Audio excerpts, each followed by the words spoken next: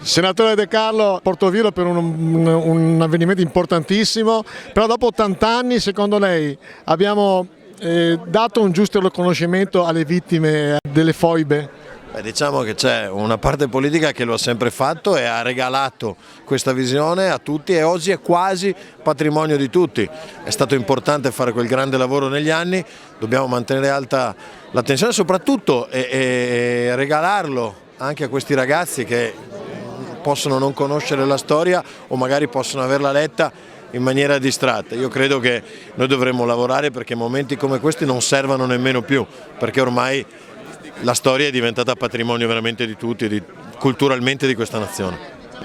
La storia ha dimenticato proprio per tutti questi anni la tragedia dalmata, ma soprattutto non c'è ancora una mappa delle foibe. Come mai? Cioè, perché nonostante dal 2004 se ne parla sempre di più, c'è questa giornata importante, però ancora non c'è una mappa completa? Insomma, perché c'è sempre comunque qualche ritrosia è vero che sono morti anche tanti di quelli che sono resi protagonisti di questa infame tragedia e quindi diventa difficile, però l'importante adesso è far crescere veramente la consapevolezza di quello che è stato, poi se riusciamo a mapparle tutte bene, ma altrimenti basta anche solo un simbolo e portarle a serbare nel cuore il ricordo di chi non c'è più, è solamente ed esclusivamente per essere stato italiano e non essersi piegato a un regime anti-italiano.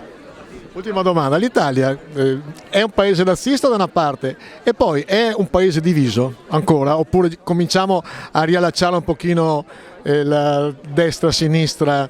L'Italia non è un paese razzista, che se ne dica, probabilmente non lo è nemmeno mai stato e quindi oggi è un paese diviso, certe volte ci si divide, però insomma chi è patriota e lo è come noi ha tutto l'interesse per unire questa nazione e mai nel dividerla, non siamo mai stati noi a farlo.